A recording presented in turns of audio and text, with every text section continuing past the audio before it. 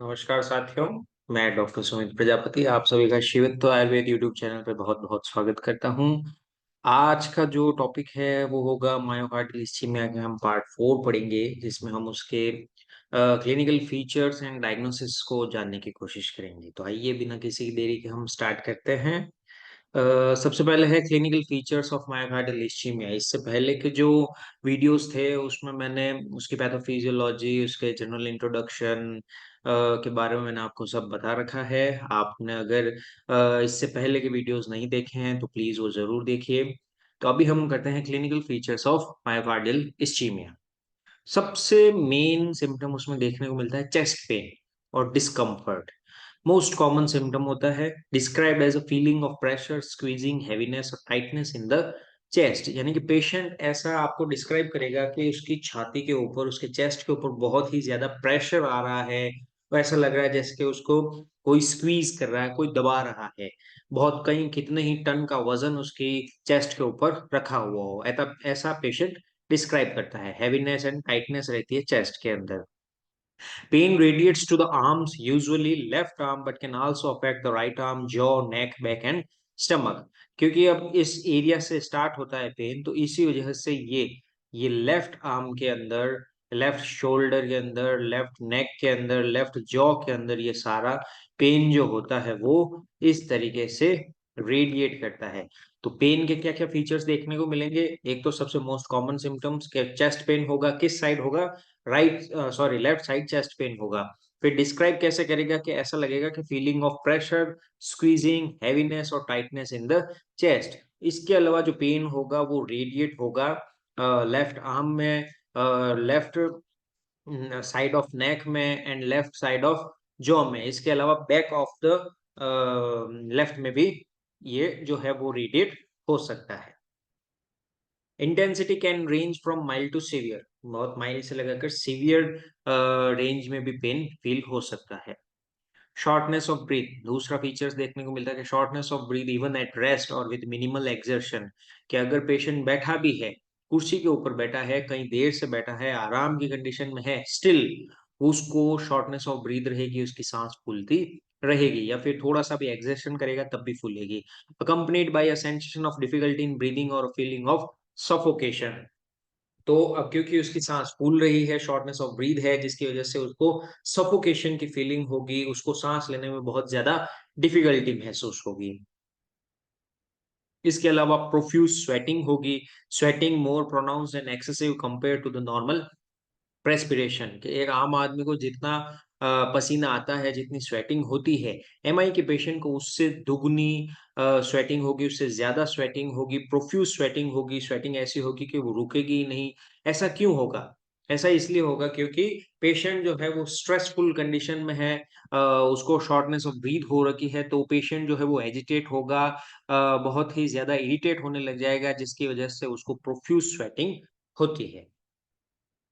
Cold and clammy skin हो जाती है। अब क्योंकि स्वेटिंग बहुत ज्यादा होती है, पूरे शरीर के ऊपर पसीना हो जाता है, जिसकी वजह से स्किन जो होती है वो ठंडी पड़ जाती है।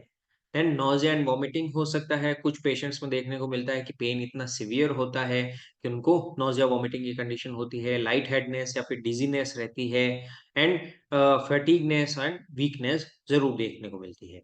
अब बात करते हैं डायग्नोसिस की। अपन डायग्नोस कैसे करेंगे कि पेशेंट जो है वो एमआई का है। सो सबसे पहले हम उसकी मेडिकल हिस्ट्री लेंगे, असेसमेंट करेंगे, फिजिकल एग्जामिनेशन करेंगे। उससे हम कंप्लीट उसके क्लिनिकल फीचर्स पूछेंगे कि उसको क्या फील हो रहा है, पेन किस साइड में है, कहाँ रेडिएट हो रहा है, रेडिएटिंग है या नॉन रेडिएटिंग है, एक्सेट्रा एक्सेट्रा। अपन उसकी कंप्लीट मेडिकल हिस्ट्री लेंगे। देन ईसीजी करवाएंगे, ECG to assess heart electrical activity. अगर ईसीजी के अंदर एसटी एलिवेशन या फिर एसटी डिप्रेशन देखने को मिलता है, so we can result it as a myocardial ischemia. Then cardiac biomarkers करवा सकते हैं ब्लड टेस्ट के अंदर, like troponin I, troponin T, CKMB. CKMB क्या होता है? Creatinine kinase myoglobin. ठीक है ना, ये सीकेएमबी होता है। And LDH is lactate dehydrogenase. Lactate dehydrogenase ये एंजाइम होता है जो कि मसल्स के डिग्रेडेशन के ऊपर निकलता है, डिग्रेडेशन पर निकलता है। तो इनके नॉर्मल वैल्यूज भी होती है। जैसे कि ट्रोपोनिन आई की नॉर्मल वैल्यू क्या होती है, 0 से 0.1 नैनोग्राम, ट्रोपोनिन टी की 0 से 0.2 नैनोग्राम पर ml, सी के एमबी की more than 160, sorry, less than 161 unit पर लीटर, ठीक है। एंड एलडीएच की 100 से 250 इंटरनेशनल यूनिट पर लीटर होती है। अब ट्रोपाई का जो ऑनसेट होता है वो कब देखने को मिलता है, ब्लड के अंदर। अगर एमआई का अटैक आया है तो 4 से 6 घंटे के अंदर वो हमें देखने को मिल जाएगा, और 12 से 24 घंटे के अंदर वो सबसे पीक स्टेट पे रहेगा, यानी कि उसकी जो वैल्यू होगी वो सबसे ज्यादा देखने को मिलेगी, और 4 से 7 दिन के अंदर उसकी वैल्यू नॉर्मल हो जाती है। ऐसा का ऐसा ट्रोपोनिन टी में भी देखने को मिलता है कि उसका ऑनसेट 3 से 4 घंटे में होगा, देन 10 से 24 घंटे के अंदर वो पीक वैल्यू में जाएगा, और 10 से 14 दिन के बाद में वो नॉर्मल वैल्यू में आ जाता है। सी के एमबी में भी है कि ऑनसेट 4 से 8 घंटे में देखने को मिलता है, 12 से 24 घंटे में पीक होता है, 72 to 96 आवर्स में ये नॉर्मल होता है, यानी कि वही 4 से 7 दिनों के अंदर। एंड एलडीएच भी जो है वो 8 से 12 घंटों के अंदर ऑनसेट होता है, 72 आवर्स में पीक पे जाता है, एंड 7 to 12 डेज के अंदर नॉर्मल होता है। अगर अपन को ये सब नहीं देखना हो, अपन सिर्फ जनरल सुपरफिशियली देखने की बात करें, तो अपन इन मार्कर्स का यूज कर सकते हैं, जो कि अगर नॉर्मल वैल्यू से ऊपर आते हैं, दैट मीन्स पेशेंट को कोई ना कोई कार्डियक कंडीशन 100% है। इसके अलावा इकोकार्डियोग्राम, या फिर जिसको अपन 2D इको भी बोलते हैं, वो करवा सकते हैं, कोरोनरी एंजियोग्राफी करवा सकते हैं, ट्रेडमिल टेस्ट भी करवा सकते हैं। 2D इको में क्या होता है, it is an ultrasonography of the heart, जिसको अपन सिंपल भाषा में बोल सकते हैं।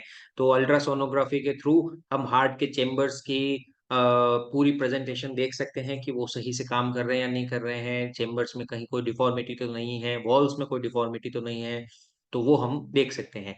कोरोनरी एंजियोग्राफी में क्या होता है कि एक गाइडेड वायर के थ्रू जो डाई की होती है, वो स्पेसिफिक डाई, जिसको अपन रेडियो ओपेक डाई बोलते हैं, उस रेडियो ओपेक डाई की वजह से हम पता लगा सकते हैं कि कोरोनरी आर्टरीज की किस ब्रांच के अंदर जो है वो ब्लॉकेज हो रखा है।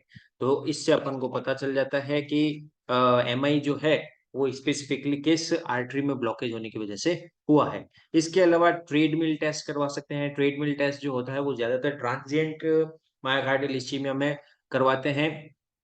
इसके अंदर पेशेंट्स को जो होते हैं वो ट्रेडमिल के ऊपर दौड़ाया जाता है, स्ट्रेसफुल कंडीशन पैदा की जाती है, और हार्ट के ऊपर ईसीजी की लीड्स लगाई जाती है, और कंटिन्यूअसली जो होता है उसकी ईसीजी को नोट किया जाता है। इसमें भी अगर कोई हमें फेरबदल देखने को मिलता है, तो फिर हम ये पता लगा सकते हैं कि पेशेंट जो है वो ट्रांजिएंट मायोकार्डियल इस्चीमिया का है या फिर कोई दूसरा है।